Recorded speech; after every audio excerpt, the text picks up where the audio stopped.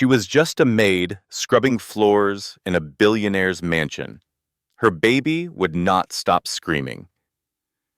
And when the most dangerous man in New York demanded she hand over her child, every person in that hallway held their breath. But what happened next? No one saw it coming. The baby, who refused to let anyone hold her, not even her own grandmother, threw herself into the arms of a man the entire city called the Wolf.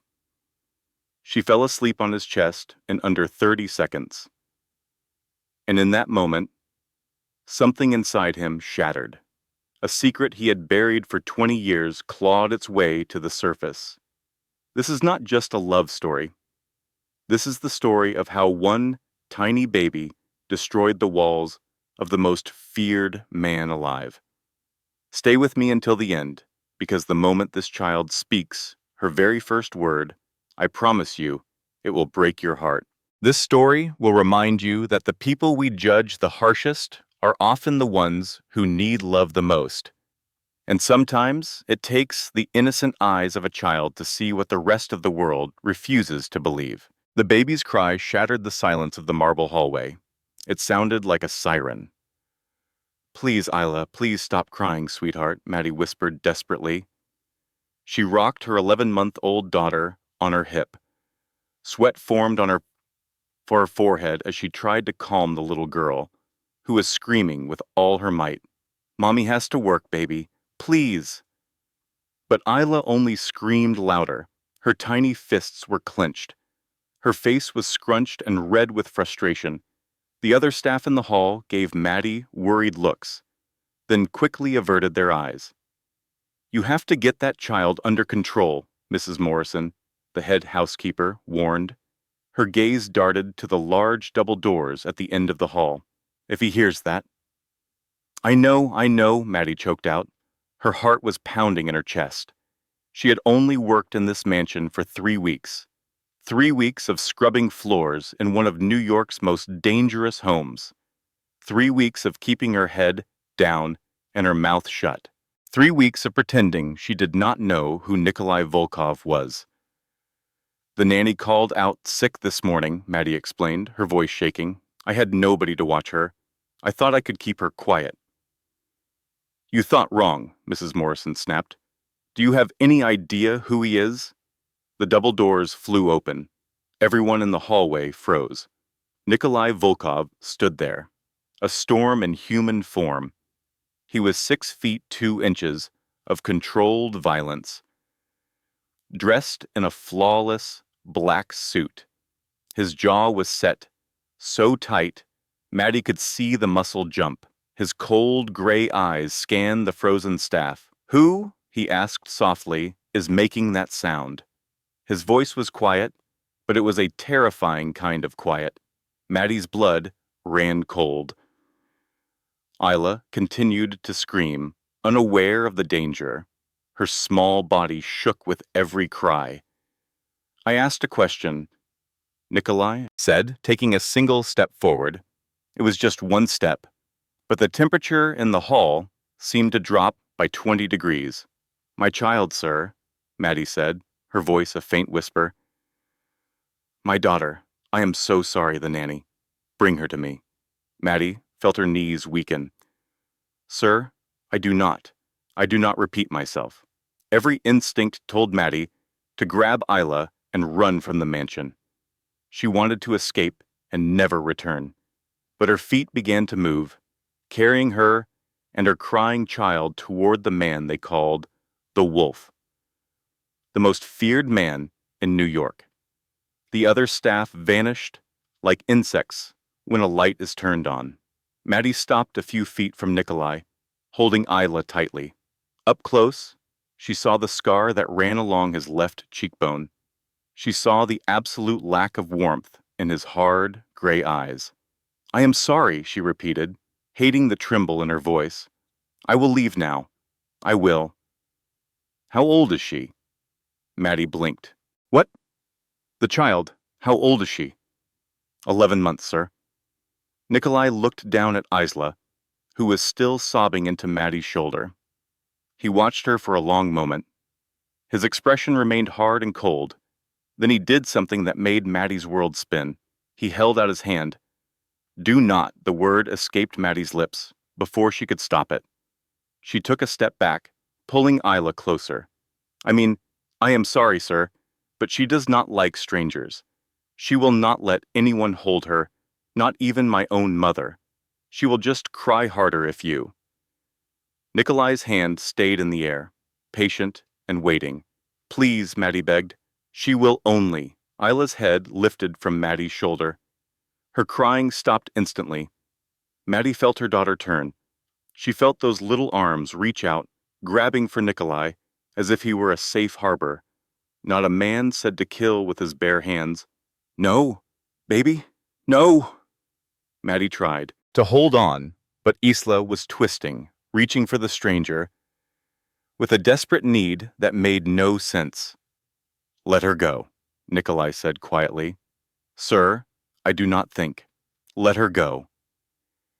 Against every screaming instinct inside her, Maddie's arms went slack, and Isla, her daughter, the baby who shrieked when her own grandmother held her, the baby who could not stand a doctor's touch, threw herself into Nikolai Volkov's arms. The silence that followed was heavy and absolute. Nikolai stood there, a man who ruled an empire of fear, with an 11-month-old girl clinging to his neck. Isla's small fist grabbed his expensive suit. Her cheek was pressed against his shoulder. Her little body went completely limp, a sign of total trust. And Nikolai's expression broke for just a second. It was long enough for Maddie to see something like pure shock on his face before the mask of stone returned. "She is quiet now," he said, his voice strangely flat. Maddie could not speak. She could not understand what she was seeing. Her brain refused to process it. Maddie swallowed. "Yes, sir, I do not understand. She has never—" "What is her name?" "Isla." Nikolai carefully adjusted his hold, shifting the baby to support her more firmly. Isla made a little noise of contentment and closed her eyes. She was falling asleep in the arms of New York's biggest mafia boss in under 30 seconds. If you are as stunned as Maddie is, hit the like button so I know you are with me. Share this with your family and friends so they can see it too. And make sure you subscribe so you don't miss the next part of this story. "Sir, your meeting?" Mrs. Morrison's nervous voice came from down the hallway. "The Russian partners are waiting." Nikolai did not turn. His gray eyes stayed on Isla, the baby sleeping peacefully in his arms as if she had found the safest place on earth. "Reschedule," he said, his voice firm. "Sir, they came all the way from Moscow. I said, reschedule." Nikolai's tone was as sharp as a knife, but he did not raise his voice. He did not have to. Those 2 words were enough to silence Mrs. Morrison, who quickly hurried away. Maddie stood frozen, her heart still pounding, with no idea what to do. She had just seen the most powerful man in the city cancel a major meeting because her daughter was sleeping on him. It was completely unreal. "Come with me," Nikolai said. He turned and walked back through the double doors. Maddie hesitated. "Sir, I can take her. You will wake her." Nikolai kept walking. "Come with me." It was not a request. Maddie swallowed and followed. She had no other choice. Nikolai Volkov's office was bigger than Maddie's entire apartment. It was maybe 3 times bigger. Giant windows showed a view of all of Manhattan, and the afternoon sun made the distant buildings sparkle. A polished mahogany desk sat in the middle of the room like a fortress. Oil paintings decorated the walls. Maddie did not recognize them, but she knew each one cost more than she would make in her life. What truly sent a chill down her spine was a bulletproof glass case in the corner. Inside, at least 12 handguns were displayed neatly, like a collection of watches. Maddie made herself look away. "Sit," Nikolai commanded, nodding toward a leather chair in front of his desk.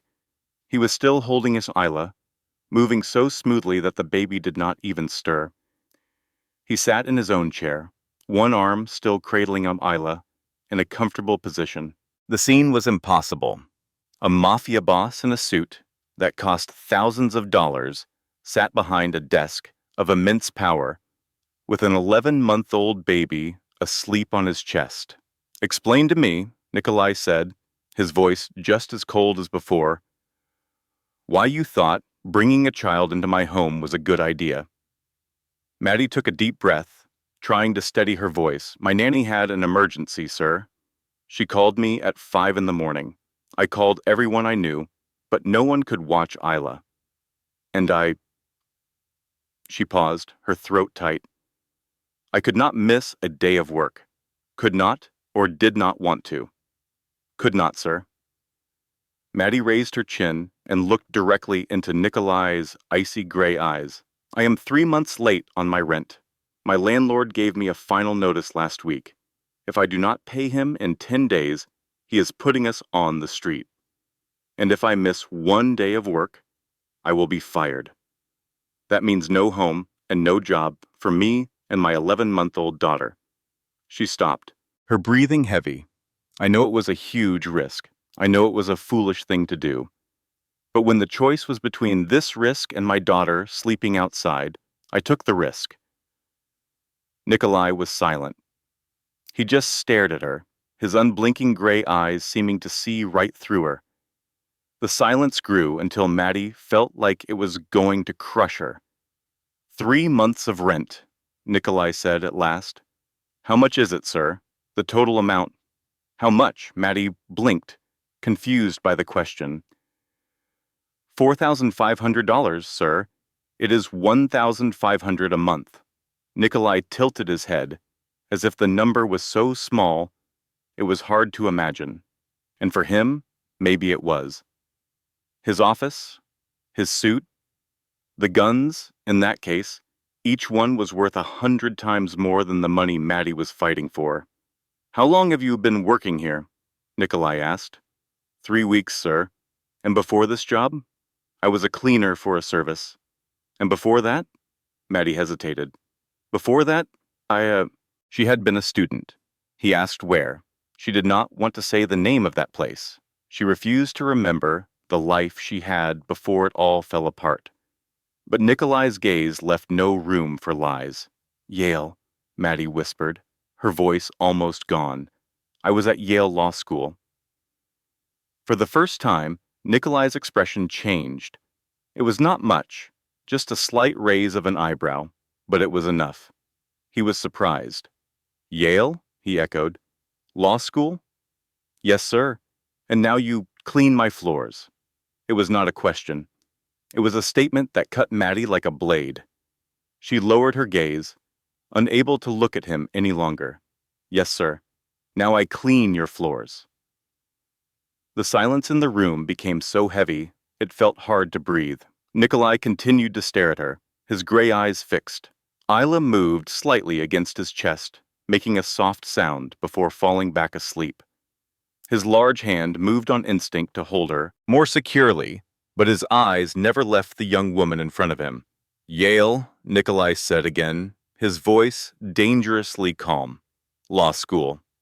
On a full scholarship, I assume. You either get into Yale Law with a full ride or a family of millionaires. And from the looks of you, it was not the second one." Maddie nodded, a knot forming in her throat. "Yes, sir. A full scholarship. I was one of 20 people chosen that year." What happened next? The question was simple, just 4 words. But it made Maddie force open a door she had sealed shut for almost 2 years. She took a shaky breath, her nails pressing into her skin so hard they nearly drew blood. "I met a man," Maddie started, her voice growing faint. "Jason Whitmore. He was the son of one of the richest families in Connecticut. His father was a senior partner at a major Wall Street firm.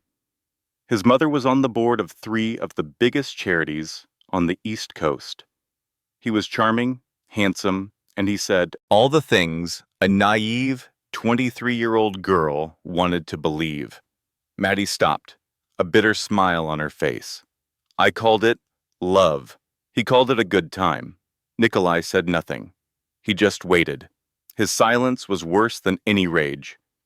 I became pregnant during the last semester of my second year, Maddie continued, her voice beginning to tremble. When I told Jason, I expected him to be happy. We had been together for 8 months. He told me he loved me. He told me he wanted to build a life with me. She paused, forcing down the lump in her throat. But when I showed him the positive test, his expression changed as if I had just given him a death warrant. Maddie saw it all again. Jason's warm eyes turning to ice in an instant. He insisted I get rid of it. He said his family would never approve of a child with an unsuitable girl. He offered me cash to make the problem go away and to vanish from his world. Maddie's voice became hard. He called my daughter a problem that needed to be solved. Nikolai remained silent, but Maddie saw his jaw clench for a moment. I said no, she said, raising her chin. I told him I was having this baby, with or without his help, and he laughed. He laughed as if I had just told the most hilarious joke. Then he said, "Good luck with that. Never contact me again. My family will deny it all. You have zero proof, and even if you did, you do not have the money to go against our legal team." Maddie remembered the sound of his apartment door slamming shut.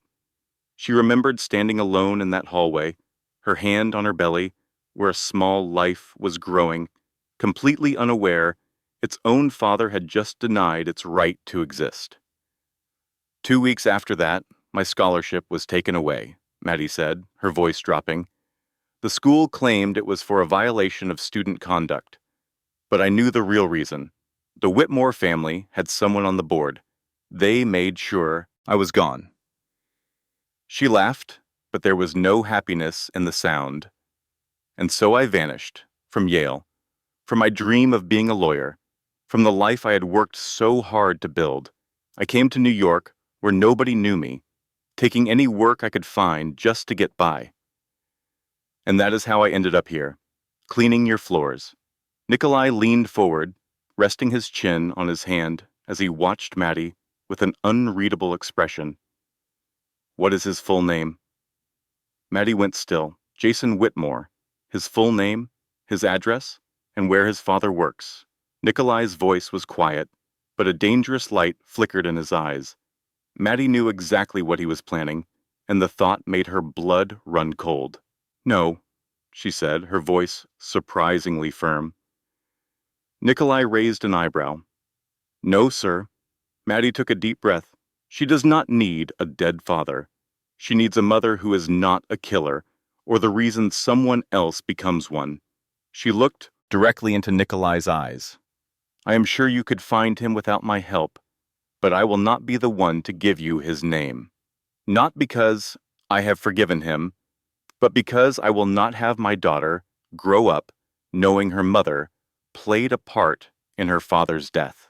One moment passed, then another. Then Nikolai did something Maddie never could have predicted. He smiled. It was not a warm smile, not a kind one, but the corner of his mouth tilted up, and in his cold, intense eyes she saw a flicker of something that looked like respect. You have a spine, Nikolai said slowly. Interesting. Very interesting. Maddie did not know what to say to that. She sat perfectly still, her hands clasped in her lap, waiting for her sentence. He was going to fire her.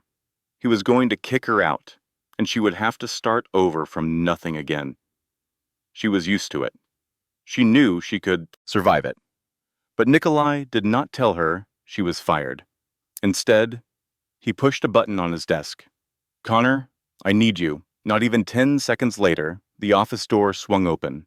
A man entered, tall and lean, with sharp eyes and the quiet movements of a predator. Maddie knew he was the man who stood behind Nikolai in the hallway. Connor Hayes, the Wolf's most trusted man. Right behind him was Mrs. Morrison, her face still white with shock. Connor looked at Maddie, then at the sleeping baby in Nikolai's arms, and his expression showed a brief moment of confusion. Boss? Maddie Harper, Nikolai said, his voice flat, like he was delivering a business update. 27 years old, a former law student at Yale. She has been on the cleaning crew here for 3 weeks. He paused, his gaze softening as he looked at Isla. The baby slept on, her tiny hand clutching the fabric of his expensive suit. Effective immediately, she is no longer a cleaner. Maddie's heart dropped. This was it. The verdict was in. She is my new personal assistant. The room was completely silent. Maddie was certain she had heard him wrong. She looked from Nikolai to Connor to Mrs. Morrison, trying to see if this was some cruel joke. But nobody was smiling. Connor Hayes, a man who had surely seen the worst of humanity, stood there with his mouth hanging open. Mrs. Morrison looked like she was about to collapse. Holding on to the wall for support, boss, Connor finally managed to say, his voice strained. She has the mind of a Yale lawyer. Nikolai interrupted him. She was at the top of her class before her life was ruined. She is sharp, and more importantly, she has courage. He looked right at Maddie. More importantly, she has courage, is not afraid to tell me no. How many people in this organization have the guts to do that, Connor? Connor did not answer.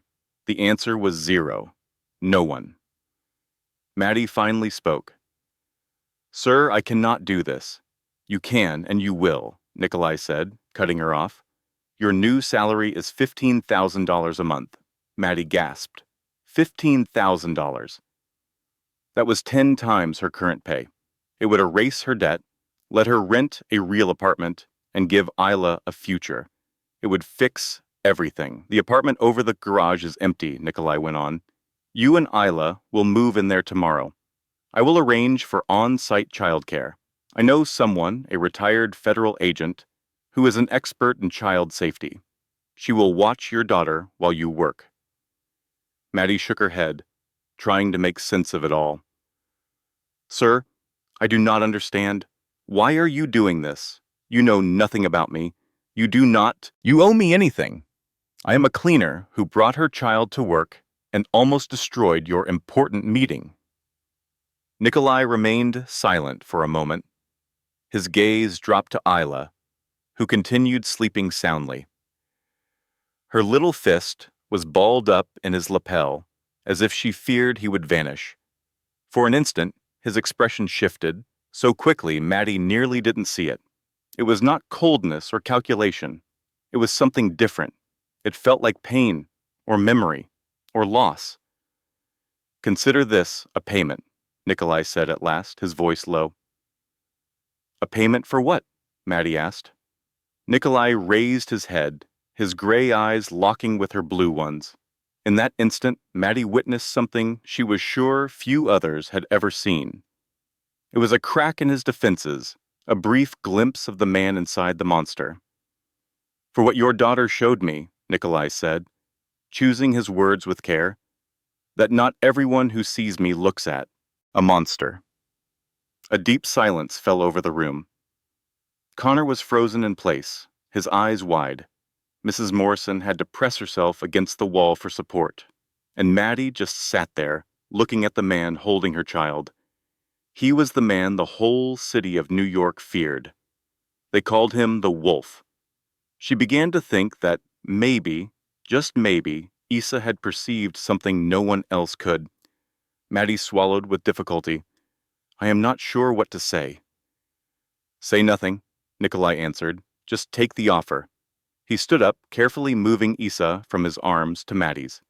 The baby made a small noise, her lips pursed, but she stayed asleep. Connor will handle the details. You will begin tomorrow at 8 o'clock in the morning. Nikolai moved to the window, his back to them all. And Maddie, he said as she looked up, do not make me regret my choice. That evening, Maddie could not sleep. She was lying in a king-sized bed with Egyptian silk sheets, in what Connor had described as the apartment over the garage. In reality, it was larger than any place she had ever called home. The ceilings were high above, and the oak floors had a mirror-like shine. The kitchen was all gleaming white marble, and a huge glass wall provided a direct view of the Hudson River. Across the water, the lights of Manhattan sparkled like a million fallen stars. Maddie lay with her eyes wide open in the darkness, certain she had to be dreaming. Just 12 hours before, she had been scrubbing a bathroom floor on her hands and knees. Just 12 hours before, she had been desperate, wondering how she would find $4,500 for her debt. Now she was in an apartment likely worth millions. She had a new position paying $15,000 a month, and a mafia boss had promised her a former FBI agent as a babysitter. This could not be real. It was impossible. Maddie rolled onto her side, looking at the crib next to her bed.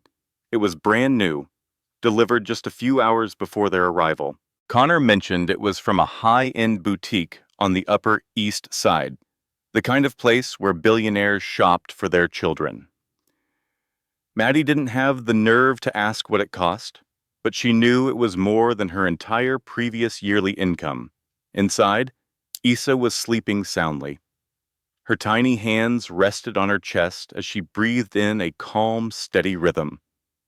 She was like an angel who had convinced a monster to completely alter their lives in a single day. Maddie could not make sense of what happened. Why had Issa reached for Nikolai like that?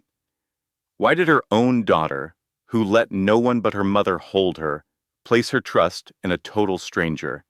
And why did the cold and ruthless Nikolai react in such a way? Maddie thought about the look in his eyes as he gazed down at Issa. She recalled the brief moment his expression broke. She remembered his words, that not everyone who looked at him saw a monster. Something was buried in that statement, a hurt, a memory, a wound that never closed. Maddie's phone vibrated, pulling her from her thoughts. She grabbed the new device, another item Connor had given her that afternoon, with a tablet and a large file on her new roll. It was a message from an unlisted number. Maddie opened it, her heart beginning to pound for reasons she did not understand. The baby, is she resting well? Maddie stared at the words on the screen.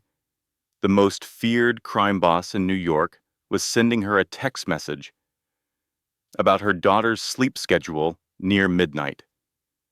She had no idea what to feel. Was it fear or gratitude or confusion?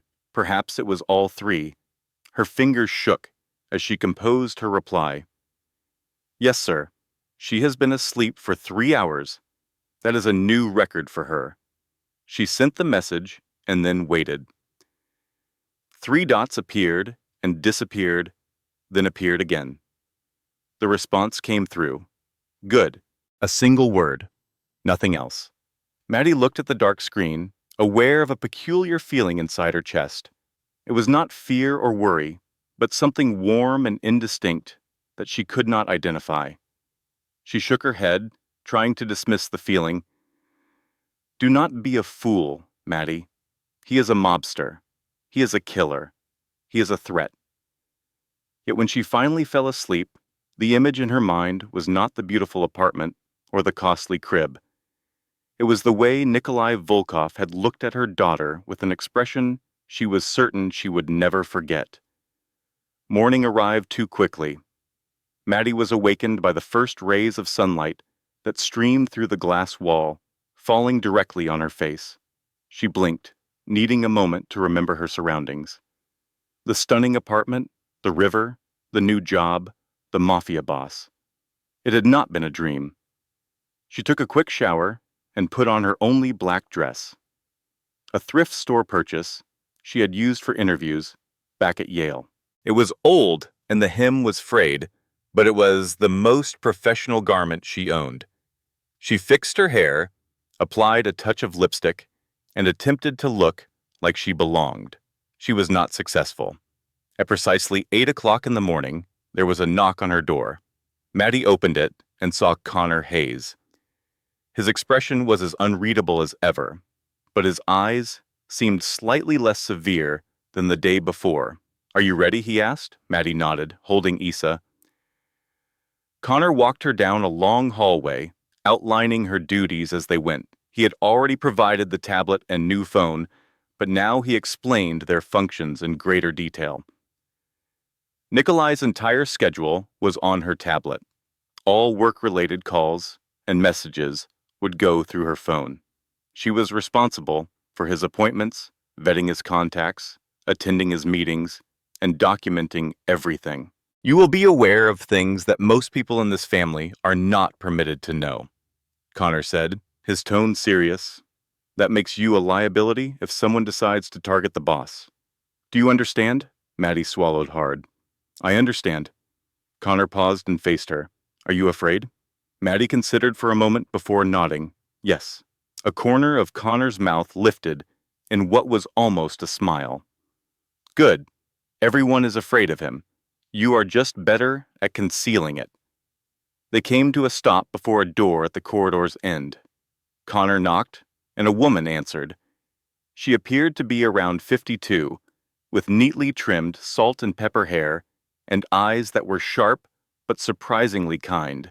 Her posture was perfect, her movements controlled and efficient. She held herself like someone with extensive training, someone who knew 100 ways to end a life. But the smile she offered Issa was remarkably soft. This is Miss Walsh, Connor said by way of introduction. She is a former FBI agent with 20 years in witness protection who now specializes in child safety. She will be watching Issa during your workday. Miss Walsh came forward, her attention focused on Issa, with a gentle warmth. Hello there, little one, she said quietly. I have been told you are quite the character.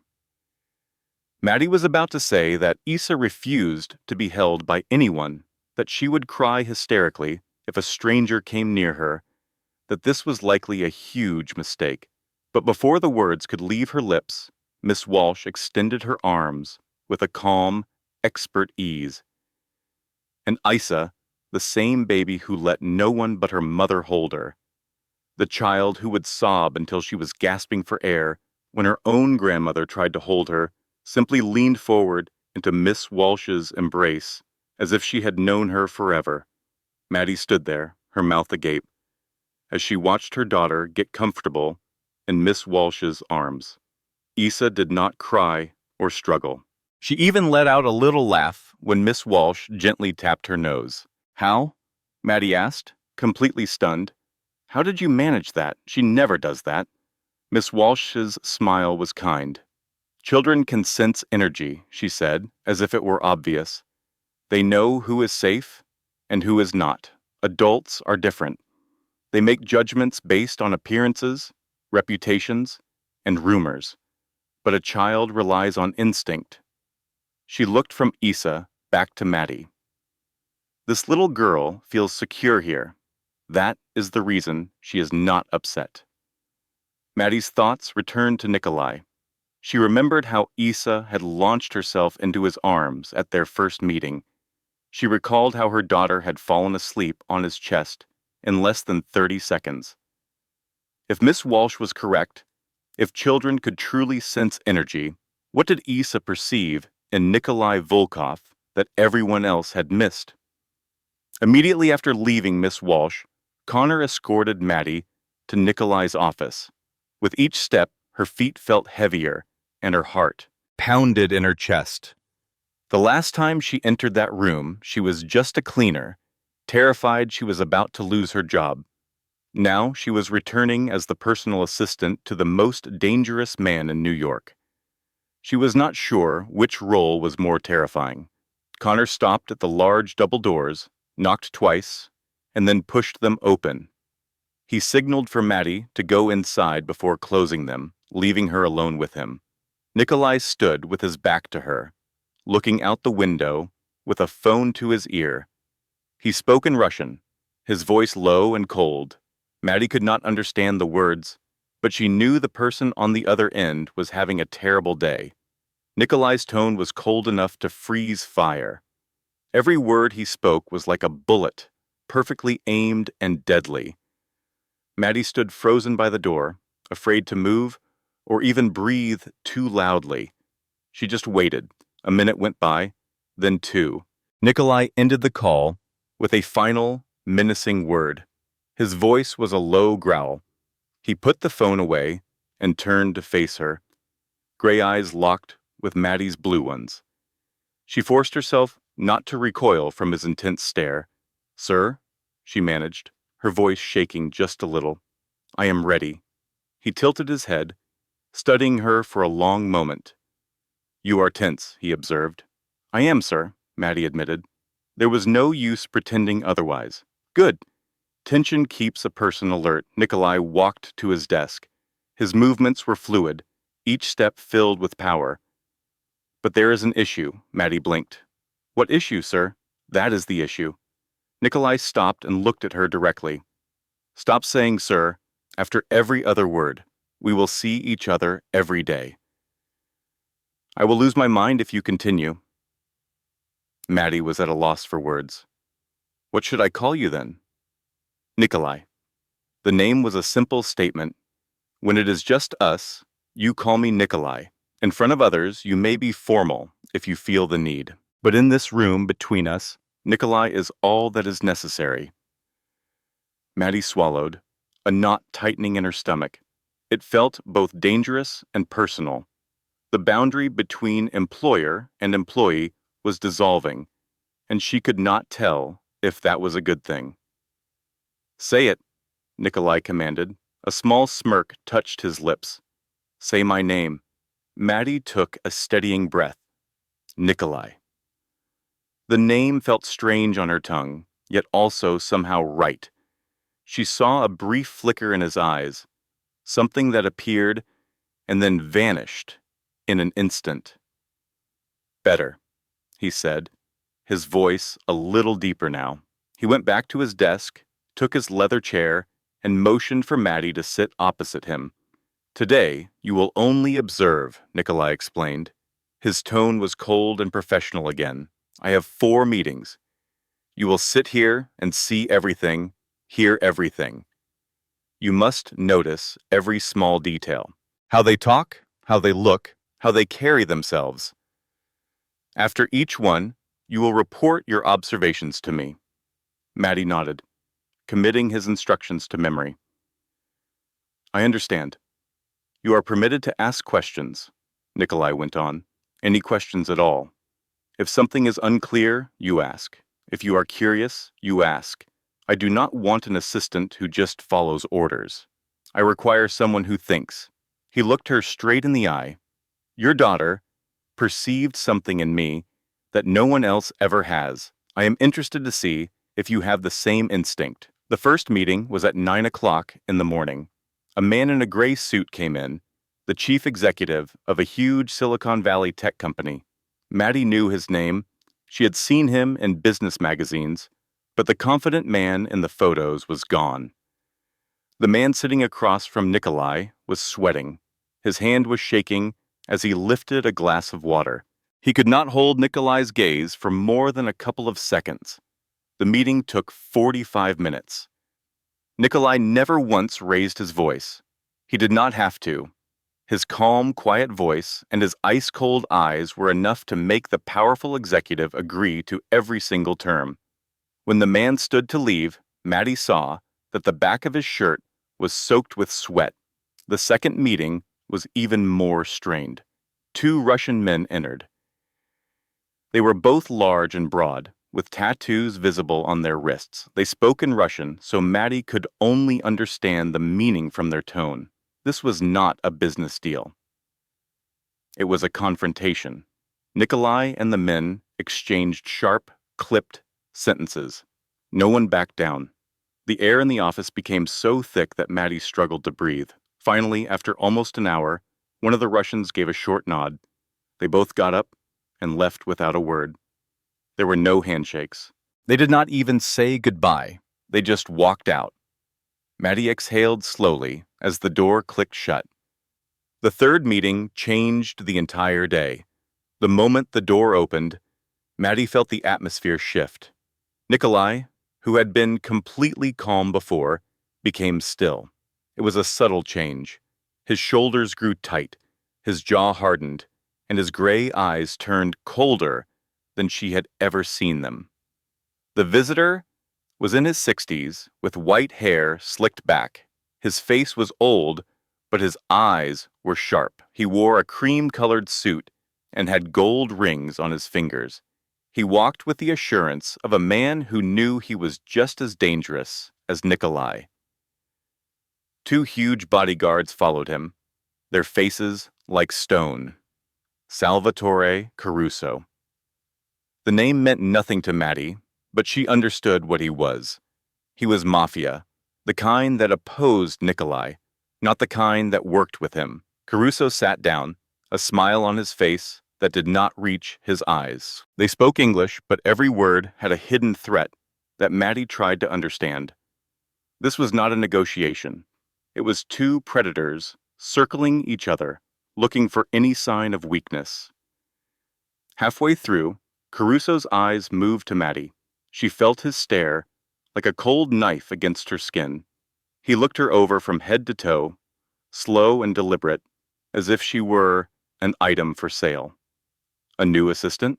Caruso asked, his voice smooth. He smiled, but it was a cold, empty smile. Maddie felt a chill run through her. Beautiful. Very beautiful. He paused, looking thoughtful.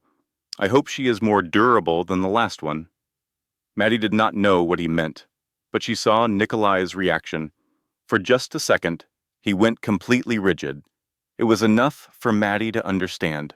Something terrible had happened to the last assistant, and Caruso was involved. Nikolai did not reply. He just stared at Caruso with a look that could kill. When he finally spoke, his voice was so cold, the room seemed to get colder. "This meeting is over." Caruso just laughed and stood up. "Of course. I was just stopping by to say hello." He walked to the door, but stopped beside Maddie's chair. He leaned in so close, she could smell the cigar smoke and expensive cologne on him.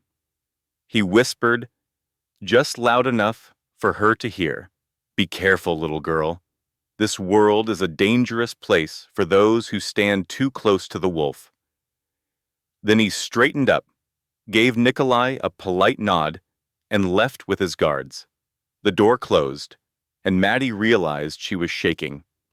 The fourth meeting passed in a blur. A lawyer came with a pile of papers filled with numbers that Maddie knew were connected to laundering money. She tried to absorb all the details, but her thoughts were still on what just occurred. The previous assistant, more durable. Caruso knew something, and Nikolai's brief moment of stiffness confirmed it was not a happy story. After the lawyer left, Maddie sat perfectly still, waiting for Nikolai to say something. He did not.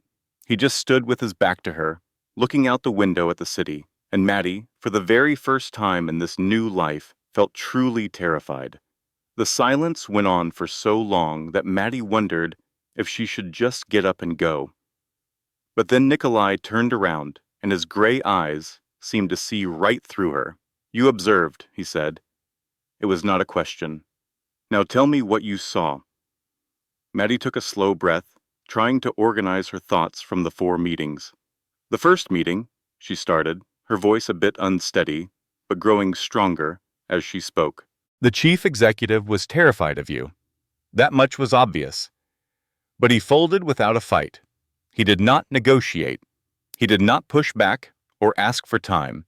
He just agreed to everything." Maddie watched Nikolai for a reaction, but his expression never changed. That means he will look for an escape. Perhaps in 3 months, or maybe 6, when he assumes you have forgotten.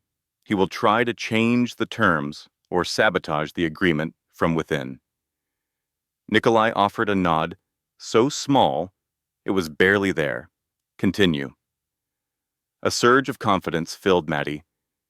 The second meeting involved the 2 Russian men. I could not understand their words, but I observed their bodies. They were not afraid of you, like the executive. They had respect for you, or at least for your power. That meeting was about setting boundaries, not a deal. Both parties wanted something, but neither was willing to back down. In the end, A deal was struck because conflict would have cost more than peace. But this is not over. It is only a pause. Nikolai remained silent, but Maddie saw a shift in his eyes. The coldness was gone. Something new was there. It might have been curiosity or even admiration. She could not be certain. The third meeting, Maddie went on, her voice dropping as she mentioned Caruso's name. He is different. He has no fear of you, and he lacks the respect the Russians showed.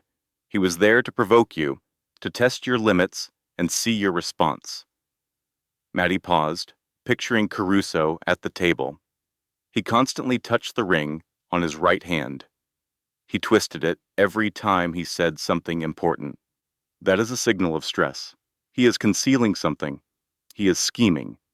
Maddie looked directly into Nikolai's eyes. He is a threat, and you are his target.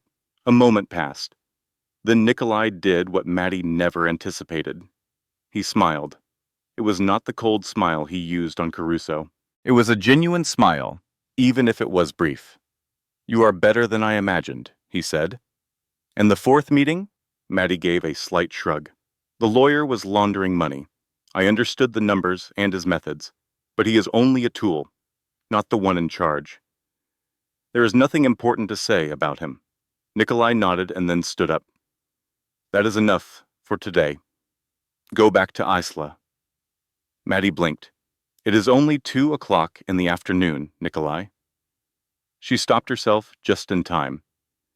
You have accomplished more than I expected, Nikolai said. Go and rest. Tomorrow will be a long day.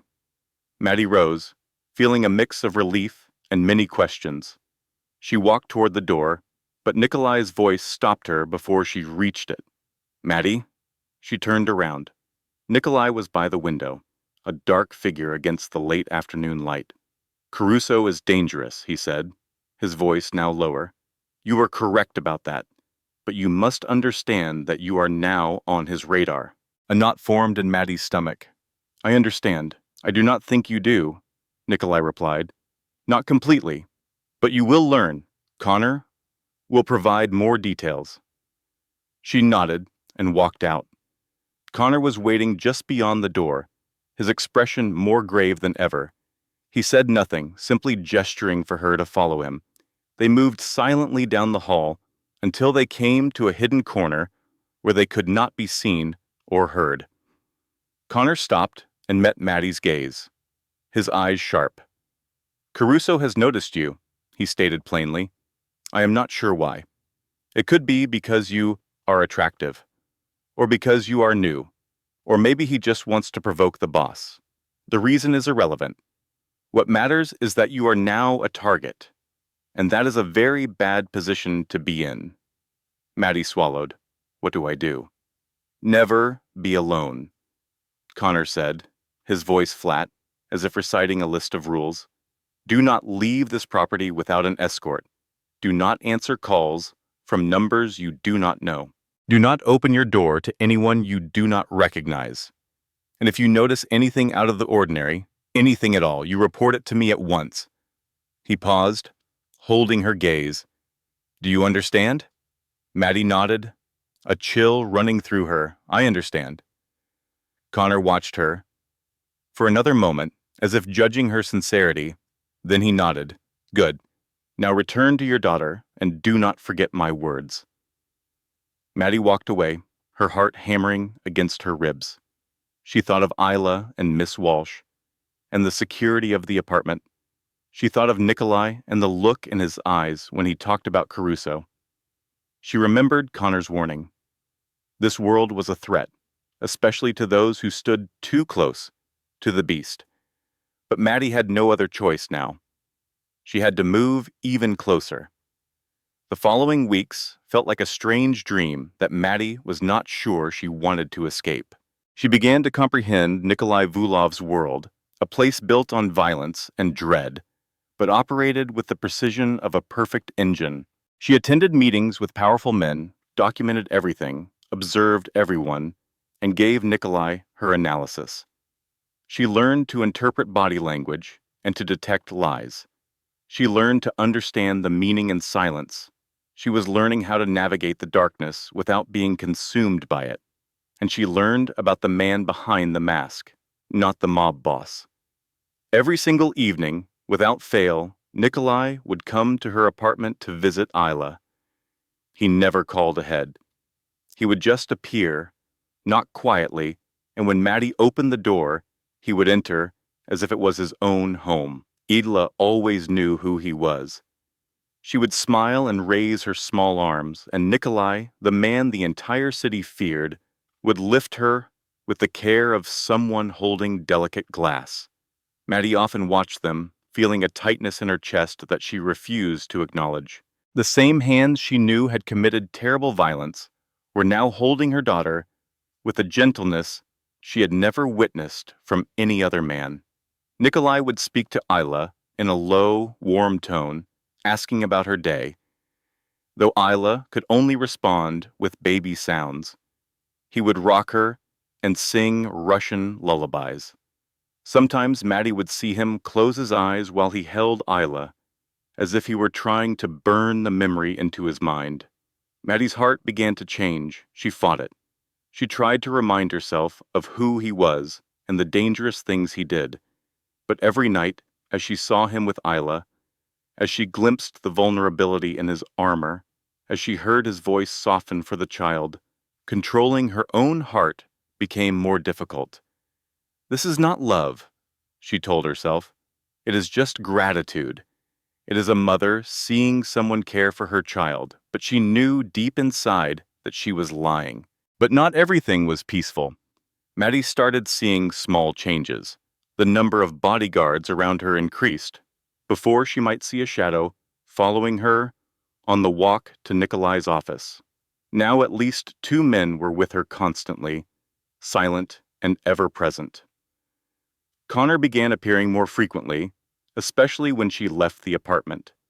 He rarely spoke, just offered a nod, and walked at her side like a human shield. Maddie never asked for a reason. She did not have to. She knew the name, Caruso. One night, about 2 weeks after the meeting, an unexplained feeling of dread woke Maddie. She rose, walked to the window, and looked down at the street. Her breath caught. A black sport utility vehicle was parked outside the estate gate. The lights were off, and the engine was silent. But Maddie saw the faint outlines of people inside. They were looking up at her building, toward her apartment. Maddie quickly stepped away from the window, her pulse accelerating. She grabbed her phone to call Connor. But when she dared to look again, the vehicle had vanished. It was as if it was never there. Maddie stood alone in the dark, her hand still gripping the phone. She knew then that Connor's warning was not an overreaction. Someone was watching her. Someone was waiting. The darkness around her was getting heavier with each passing day. One evening, about 3 weeks after she saw the black vehicle, everything changed. Nikolai arrived at his usual time, knocked on the door, and entered with a visible exhaustion on his face. Maddie saw it immediately. The lines around his eyes were deeper. His shoulders seemed to carry a heavy, unseen burden. But when Isla saw him, when she let out that bright, familiar sound of hers, Maddie watched the weight disappear. Nikolai sat on the floor, just as he did every night, and held his arms out to Isla. The baby was holding onto the sofa, her small legs shaking as she tried to stay balanced. Then, a miracle occurred. Isla released her grip on the sofa. She stood by herself, wobbling for a moment, and then she moved forward. 1 step, 2 steps, 3 steps. They were the first steps of her life, shaky and uncertain, but every single one was directed straight at Nikolai. Maddie raised a hand to her mouth as tears began to fall. "She is walking," she whispered, her voice choked with emotion. "Nikolai, she is walking." Nikolai did not speak. He just stared at Isla, his eyes wide, and Maddie could have sworn she saw them glistening. Isla managed a few more steps before she started to fall. Nikolai reached out and caught her. He pulled Isla up and held her tightly against his chest, and her laugh sounded like music in the quiet room. "Good girl," Nikolai said, his own voice low and unsteady. "Look at you. You are so much stronger." He glanced at Maddie. In that moment, he wore no mask. There was no wall. He was just a man holding a child with incredible tenderness. Maddie wanted to speak, to thank him, to tell him what these moments meant to her, but the words would not come. They sat that way for a time. Nikolai held Ela, and Maddie watched them from the sofa. Then she remembered the black sport utility vehicle, the nights without sleep, the feeling of being watched. She knew she should not say anything, but she had to. "Nikolai," Maddie said, her voice quiet but firm. "The black sport utility vehicle outside the gate a few nights back. Who was it?" Nikolai did not look at her. He kept his eyes on Isla, but Maddie saw his jaw clench. The silence stretched out. She thought he was not going to answer her at all. Then he finally spoke, his voice low and serious. "Caruso's men. He is testing me." Maddie's heart tightened. She had suspected as much, but his confirmation sent a shiver down her spine. Testing what? My weakness. Nikolai finally looked up, and his gray eyes met hers. "He thinks you are my weakness." Maddie blinked, unsure if she had heard him right. "Me? Why? I am just your assistant. Do you think Caruso believes that?" Nikolai replied, his voice laced with bitterness. "He saw how I looked at you during that meeting. He saw my reaction when he spoke about you. He is a predator, and a good predator always knows how to find his enemy's vulnerability." A heavy quiet filled the room. Maddie did not know what to say. She wanted to ask why he had let it show, why he cared enough for her to become a liability, but she did not have the courage. Nikolai looked back down at Ela, and his expression changed. His mask fell away, revealing something raw and ancient. "I had a sister," he said, his voice a bare whisper. "Her name was Anya. She was small, like Isla. She had the same laugh. She loved being held." Maddie felt the air leave her lungs. It was the first time Nikolai had ever spoken of his past. She remained perfectly still, terrified that any movement would force him back into silence. "Anya," Maddie repeated gently. "What happened to her?" Nikolai did not answer immediately. He gazed down at Ela, and the pain in his eyes was so profound it felt like an ocean. "She died," he said at last. "And I was the one to blame." A heavy silence settled over the room. Maddie searched for words of comfort, but knew they would sound empty. So she waited. Nikolai continued, his voice distant, speaking more to himself than to her. "I was 16 that year," he began, his gaze fixed on Ikla, who was starting to sleep in his arms. "Anya was 7. She was the light of our entire family. In a world as dark as ours, she was the only pure thing left." Nikolai paused, his jaw clenched. "My father ran the organization before me. He built this empire from the ground up, which meant he had many enemies. I understood that. It was the world I grew up in. But I believed my family was safe. I thought nobody would ever dare to touch us." He let out a short, bitter laugh that held no joy. "I was wrong." Maddie sat frozen, afraid to breathe too loudly, not wanting to shatter the moment. Nikolai was letting her see the deepest part of him, a place he had likely never shown to anyone. That night, Nikolai went on, his voice sinking lower. "I was supposed to be home. My father ordered me to stay, to watch Anya while he attended a meeting. But I was 16. I was a fool. I thought I was untouchable. I snuck out to be with my friends." He stopped, and Maddie saw his arm tighten around Isla, as if he feared the baby would disappear if he loosened his grip. "When I got home, the house was in flames. The front door was gone. Guards were everywhere. And Anya, his voice broke. Anya was in her room. She was clutching the teddy bear I had given her for her birthday. She looked like she was only sleeping, but that I would always keep her safe. I gave her my word. He raised his head, and his gray eyes found Maddie's, which were filled with tears. I promised her, and I failed. Maddie could not stop herself. She reached over and placed her hand on top of Nikolai's, which was clenched around Isla. His skin felt cold, but he did not move away from her touch. That was not your fault, she said. Her voice shook, but her words were firm. You were only a boy. You had no way of knowing. I should have been there, Nikolai replied, his voice becoming hard. My job was to protect her. No, Nikolai, that was never the job of a 16-year-old boy. It was the job of the adults, the ones who were supposed to protect both of you. Maddie squeezed his hand. You did not kill Anya. The people who came that night are the killers. You were just a boy who lost his sister. Nikolai stared at her. In that single moment, all his defenses crumbled. There was no mafia, boss, no wolf. There was only a man who had held his grief for 20 years, and a woman trying to help him see he no longer had to bear it by himself.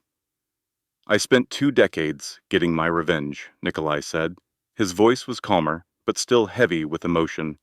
I hunted down every single person involved in that night. I made them all pay. But all that blood could not bring Anya back. He glanced down at Isla, and then his eyes returned to Maddie. The first day your daughter ran into my arms, I saw Anya. I saw my sister in her expression, in the way she trusted me for no reason at all. I knew I could not let that happen a second time. He brought his other hand up, covering Maddie's where it rested on his. I will not break another promise. Not for Isla, and not for you. Their eyes met, and the feeling in the room shifted. They were not an employer and an assistant. They were not a crime lord and a cleaner. They were just 2 people broken by life. They were finding a piece of themselves in each other they had never known was missing. Maddie felt the heat from Nikolai's hand. She could feel his pulse beneath. Her fingers, she wanted to speak. She wanted to confess the feeling that was growing in her heart. But she could not find the words. Not right now. And as she looked into Nikolai's eyes, she realized he could not either. They both felt it. They both understood it was there between them, but neither was ready to give it a name. So they just sat, holding hands in the moonlit room while a baby slept soundly, and they let the moment be what it was. Everything was different on Tuesday morning. Maddie felt it as soon as she left her apartment. The air on the estate was thick and heavy, like a storm was about to break. Guards she usually barely noticed were now standing at every corner of the hallway. They were no longer trying to be subtle. They stood in pairs, their eyes scanning constantly, their hands resting near their hips, where Maddie was certain guns were hidden under their jackets. She did a quick count and saw that the number of guards had doubled. Something was very wrong. The door to Nikolai's office was open just a crack when she arrived. Connor was inside, his expression more serious than Maddie had ever witnessed. He spoke quietly to Nikolai. Their heads leaned together, and Maddie heard a few words just before they saw her. Caruso is making a move tonight, Connor said, his voice stretched thin. Nikolai replied with something Maddie could not hear. Connor just shook his head. The man has lost his mind. Hitting the main house? He has to realize that is a suicide mission. Maddie stood frozen outside the door, her heart hammering in her chest. Caruso was attacking tonight. The phrase echoed in her head. She thought about Isla, about Miss Walsh, and about the small apartment that had begun to feel like a real home. She thought about her daughter, taking her first steps, about the nights Nikolai would come to visit, and about the new life she was just starting to create. And she felt a profound fear, not for herself, but for all the things she now had to lose. Nikolai looked up, his eyes meeting hers. The grimness on his face vanished, replaced by an expression Maddie could not decipher. He gestured to Connor, who gave a brief nod and walked out of the room. As he passed, Connor gave Maddie a rare look of concern. "Come in," Nikolai said, his voice a mask of calm. Maddie stepped inside and closed the door. "What is happening?" she asked, fighting to keep her voice from trembling. "There are guards posted everywhere. All your meetings were canceled. Connor looks like he saw a ghost. Tell me what is going on." Nikolai watched her for a long moment, his gray eyes steady. Maddie saw him weighing his words, deciding what he would reveal. "It is nothing for you to worry about," he finally said. "Just some business that requires my attention." A flash of anger burned in Maddie's chest. "Do not do that," she snapped, her tone sharper than intended. "I heard the name Caruso. I heard someone say, attack. Do not treat me like a child who needs to be shielded from the truth." Nikolai fell silent. His jaw clenched, and Maddie saw a flicker of something in his eyes. It was not anger. It was worry. "Caruso is making a move," he admitted, his voice low. "Our intelligence says he might act tonight. We do not know his exact plan, so we are preparing for everything." Maddie swallowed, the fear a hard knot in her throat. "Everything includes an attack on this house." Nikolai did not have to answer. His silence said it all. Maddie felt the color drain from her face. She pictured Isla with Miss Walsh, completely unaware of the danger closing in. "Isla," she breathed. "She will be safe," Nikolai said, his tone turning to steel. "I have doubled the security around your apartment. Miss Walsh is aware of the situation. If anything happens, the safe room is ready for both of you." He moved closer, his gaze locked on hers. "I gave you my word I would protect you and Isla. I will not break that promise." Maddie wanted to trust him. She desperately wanted to believe that everything was going to be fine. But in this world, nothing was ever certain, and a storm was coming for them all. Tuesday afternoon passed in a tense, unnatural quiet. Maddie was in Nikolai's office, looking over a contract he had asked her to review. Nikolai stood near the window with his back to her, a phone held to his ear. He spoke in Russian, his voice low and tight. Maddie tried to concentrate on the document, but her thoughts kept returning to Caruso and the danger Nikolai had warned her about. She kept glancing at the window, a terrible sense of dread building inside her. And then it happened. The office door flew open with a bang. Connor rushed in with his gun already in his hand, his face pale. "Boss, Caruso's men are—" He never finished the sentence. The entire window behind Nikolai exploded inward. Maddie would always remember that sound.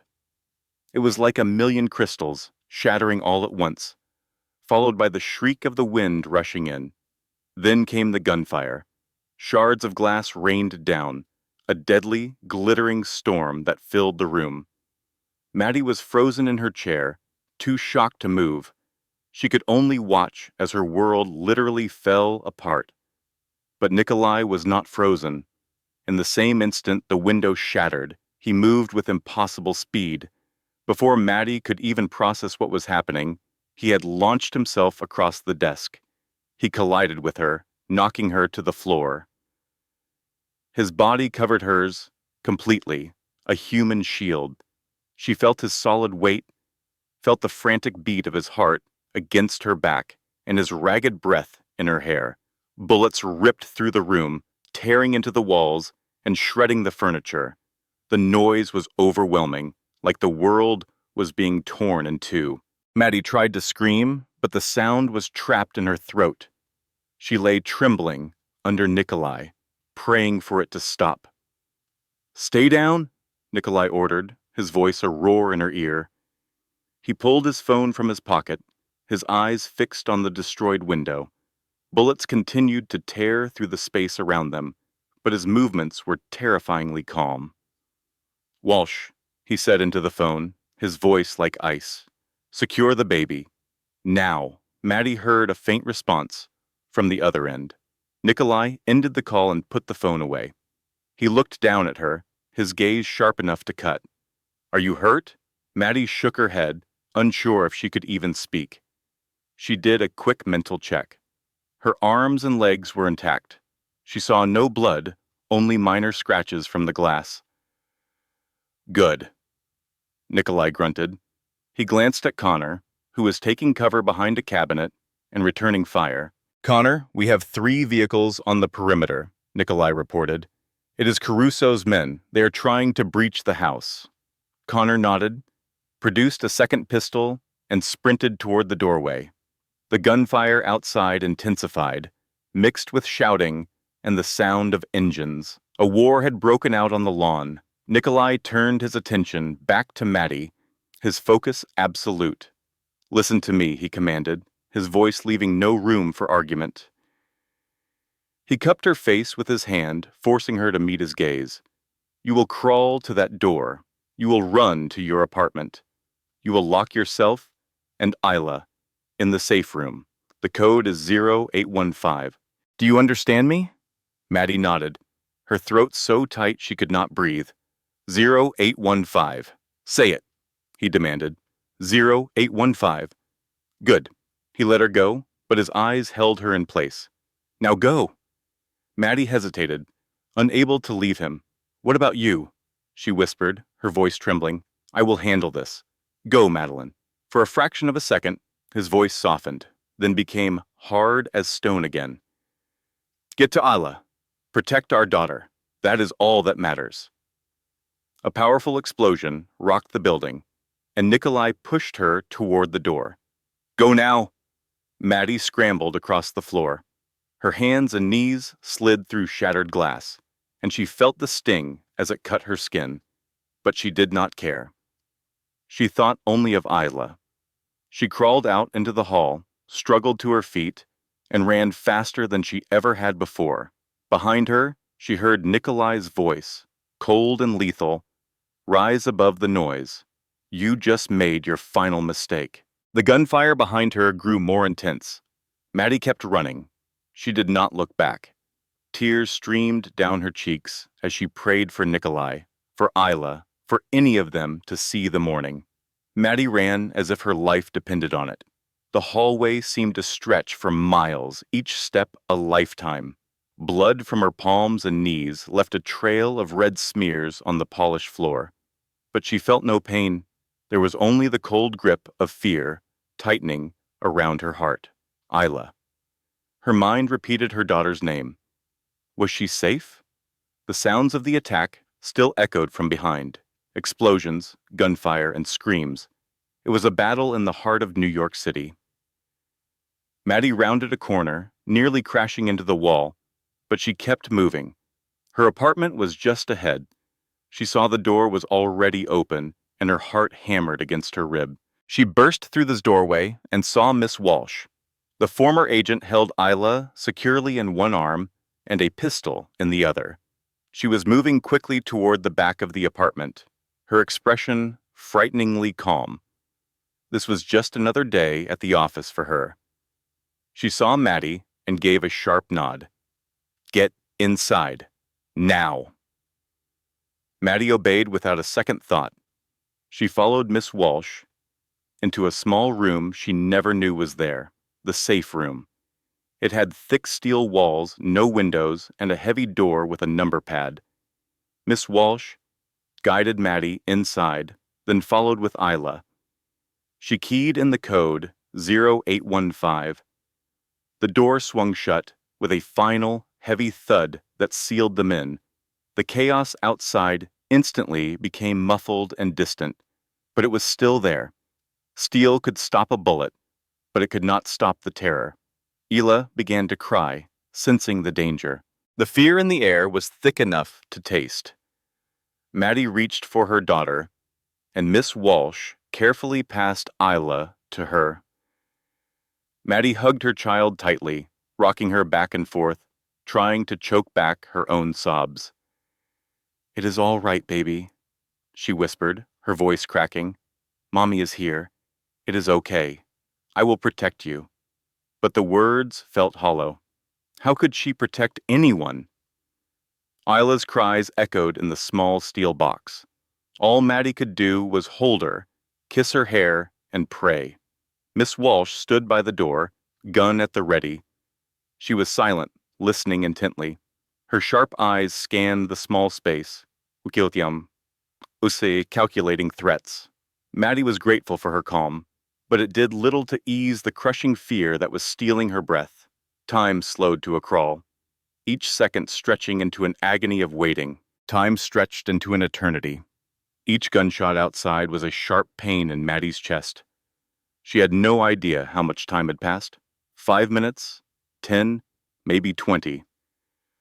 The world had dissolved into nothing but agonizing waiting and a fear that grew with every second. Her mind raced to Nikolai. She saw him push her down, shielding her with his own body. She remembered the final look in his gray eyes just before she fled. She could still hear the deadly cold in his voice as he faced their attackers. He was out there, in that hailstorm of bullets. He could be injured. He could be dying. And Maddie could only sit here, clutch her daughter, and wait. Please, she begged to a god she wasn't sure she believed in. Please let him be all right. Isla's sobs finally faded into exhaustion. She fell asleep in her mother's arms, completely unaware of the chaos outside. Maddie longed for that innocence. She wished she could just close her eyes and believe everything would be okay, but she could not. So she remained in the cold steel room, holding her sleeping child and praying for the man she finally knew she loved. 20 minutes felt like a lifetime. Maddie sat with Isla, listening as the gunfire became less frequent before stopping entirely. The new silence was somehow more terrifying than the noise. The sounds of battle meant Nikolai was still fighting, still alive, but silence was an unknown. It could mean victory or it could mean death. Maddie held Isla closer, her heart pounding against her ribs. Miss Walsh stood guard by the door, weapon raised, her gaze locked on the entrance. No one said a word. Heavy footsteps echoed in the hall, getting closer. Maddie's breath caught in her throat. She hugged Isla so hard that the little girl stirred. Miss Walsh tightened her grip on her gun, ready to fire on whatever came through that door. The keypad beeped, signaling someone was entering the code. Maddie's heart felt like it would explode. Only a handful of people knew that combination. Nikolai, Connor, Miss Walsh, an enemy would not know it. But what if they had forced it out of someone? The thought was horrifying. The door swung open. Maddie almost buckled with relief. Nikolai stood in the doorway, very much alive, but looking as if he had clawed his way out of hell. He was drenched in blood, most of it not his own. His expensive suit was in shreds. A deep gash ran along his cheek, still weeping blood. His hair was matted with grime and gore, but his gray eyes were sharp, intense, and alive. "You are safe." He did not ask. He stated it, as if needing to hear the words himself. Miss Walsh lowered her weapon, gave him a short nod, and slipped out of the room, giving them privacy. Maddie got to her feet on shaky legs, still holding Isla. She needed to say something, to ask if he was okay, to understand what happened.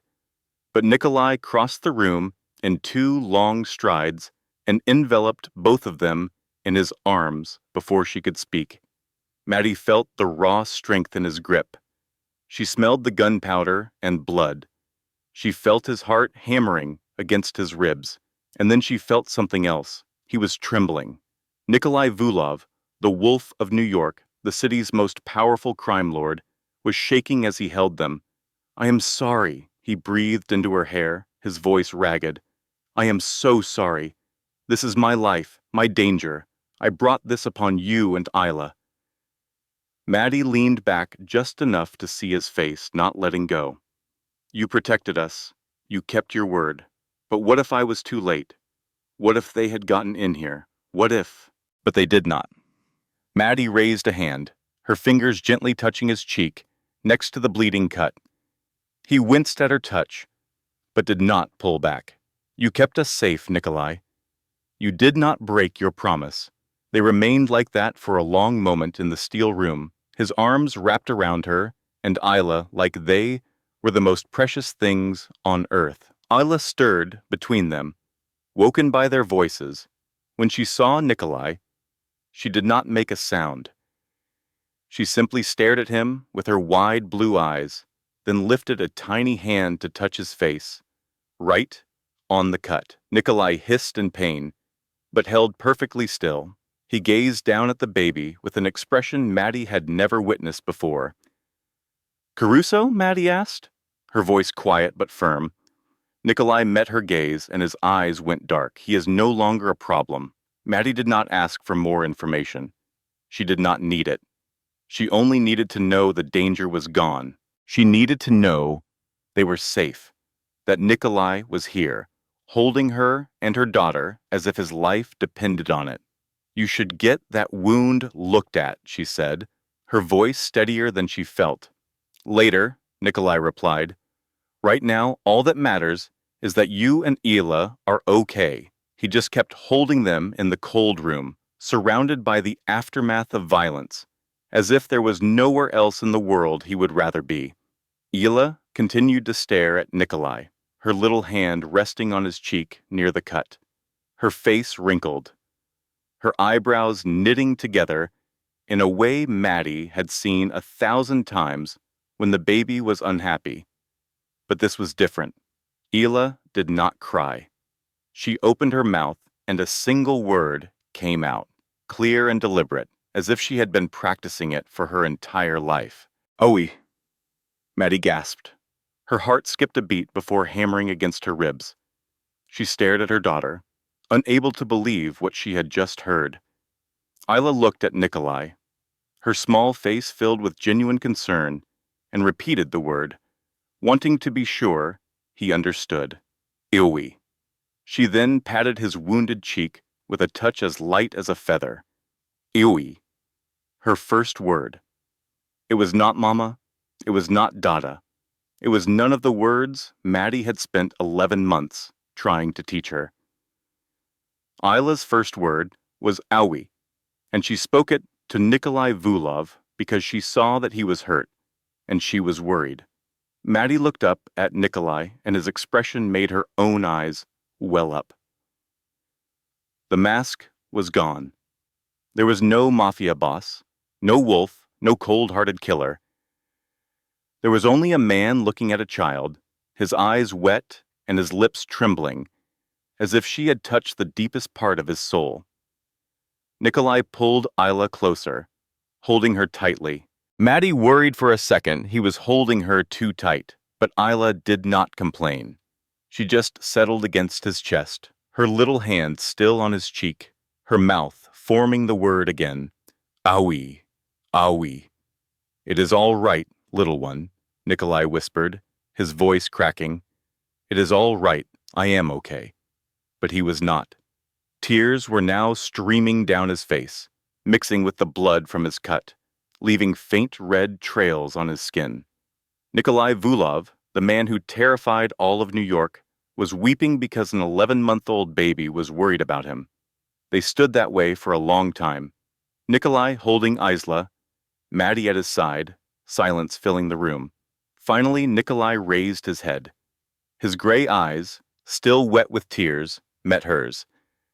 Stay, he said, his voice low and raw with years of buried emotion. It was not a command. It was a plea. Both of you. Stay with me. Maddie opened her mouth, but he spoke again, rushing the words out. Let me keep you safe. Let me provide for you. Let me... He stopped, swallowing hard. Let me be something more than this monster. Tears spilled down Maddie's own cheeks. She looked at this man covered in blood and grime, the man who had just eliminated an entire crew of killers to save her and her child, the man who was now begging her for a chance to be human. She reached out and took his hand, which was still stained with the evidence of his fight. She squeezed it, feeling his warmth, his pulse. "You already are," she whispered, her voice shaking, but certain. "Isla saw it the very first day she ran into your arms, and now I see it too." She moved closer, placing her other hand on his chest, directly over his heart. "You are not a monster, Nikolai. You are a man who has done terrible things to survive. But in here, you are still the boy who promised to protect his little sister. You are still the man who saved my daughter and me today. You are still the man that Isla loves." She looked into his eyes, tears flowing freely, but a smile touched her lips. "So, yes, we will stay. Not because you are asking us to, but because it is what we want." Nikolai looked at her as if she had just given him the world. He did not speak. Perhaps there were no words for what he felt. Instead, he simply reached out, gathered her into his arms, and held both her and Isla in a powerful embrace Maddie never wanted to leave. Between them, Isla suddenly declared in a bright, happy voice, unaware of the gravity of the moment, "All better." Nikolai and Maddie both froze for a second, and then they started laughing. The sound filled the steel room, warm and full of hope, chasing away the last of the darkness. Isla clapped her hands, thrilled with their reaction, and said it again, "All better." "All right." And then, like a miracle, everything was all right again. 6 months later, their entire world had changed. The warm, golden light of the afternoon sun streamed down on the estate's gardens. This was the place Maddie had only ever seen from a distance when she was on the cleaning crew. Now, she was standing in the middle of rose beds, in full bloom. The sound of laughter filled the air as she chased a 17-month-old girl who was moving with surprising speed across the green grass. "She is running!" Maddie shouted, laughing as she struggled to match her daughter's tiny, fast steps. Isla looked over her shoulder at her mother with a huge grin, then continued on as if it were the greatest game ever played. Her light blonde pigtails bounced with each step. Her cheerful laugh was like a bell in the warm afternoon. And then the toddler ran directly into a pair of legs that were waiting for her. Nikolai bent down, scooped Isla into his arms, and spun her around in a great circle. Giggles grew even louder, even more joyful. Maddie slowed to a walk, watching the two of them with a heart so full it felt like it might burst. Nikolai was nothing like the man she had first encountered in the mansion hallway almost a year before. He was wearing jeans and a simple white shirt with the sleeves rolled up, his expensive dark suits left hanging in the closet. The wind had tousled his hair, and a smile played on his lips, something Maddie never thought she would see when she first entered his life. The scar on his left cheekbone was now just a pale, thin line. It had not vanished completely. Much like his past, it remained a part of him, but it was no longer the thing that defined him. Maddie came to a stop beside them. She watched Nikolai hold Isla with a gentleness most people would never imagine from a man like him. "You spoil her," she said, but there was only love in her voice, not criticism. Nikolai looked at her gray eyes, held a warmth that only she and Isla were ever allowed to see. "That is my purpose," he said. He held Isla with one arm, using his free hand to pull Maddie even closer. "Taking care of you both is my greatest pleasure." He lowered his head, giving her a soft kiss that was light as air, but it held all the emotion he had searched for over 20 long years. Maddie let her eyes close, soaking in the feeling of being cherished and safe. She felt like she belonged right there, between them. Isla shrieked with joy, clapping her tiny hands. More kisses, more kisses. Nikolai and Maddie both chuckled. He kissed Maddie's forehead, then turned to kiss Isla's cheek. which made the toddler erupt in giggles. "Is that enough for you, little princess?" he asked. Isla just shook her head and kept clapping. More, more. And so Nikolai, the enforcer whose name once caused all of New York to shudder, gladly obeyed the command of a 17-month-old child. Maddie watched them both, the man she loved and the daughter she treasured, thinking about the path that led them to this moment. Just 1 year ago, she was a struggling single mother. She was cleaning floors just to get by, facing eviction from a rundown apartment with no hope for the future, and Nikolai was seen by the world as a monster.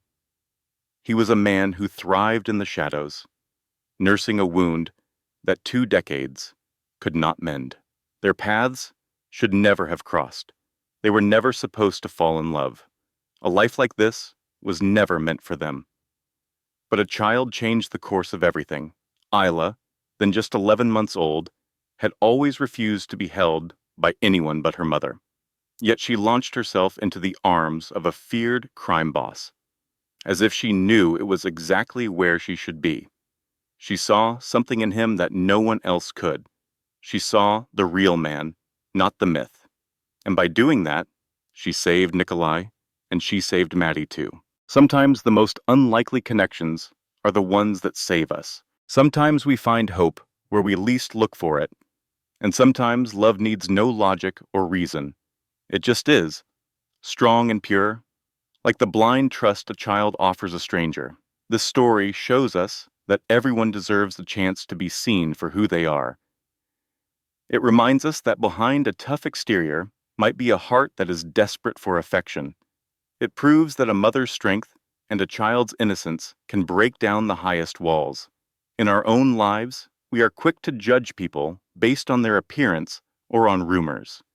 We forget that every person has a backstory. Everyone carries scars that need to heal. And with that, my friends, our story concludes.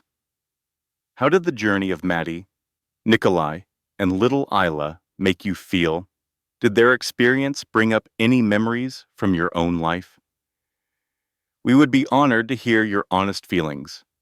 Please share your thoughts with us in the comment section below. If this story touched your heart, please give this video a like and share it with those you care about. And remember to subscribe to our channel so you never miss the new, powerful stories we post each day. We are so grateful that you spent your time with us, right to the very end. We hope that you and your loved ones are blessed with good health, happiness, and peace in your daily lives. Farewell for now, and we look forward to seeing you in our next video. This content was carefully researched, developed, and manually edited by our team to deliver meaningful lessons and heartfelt inspiration to our viewers.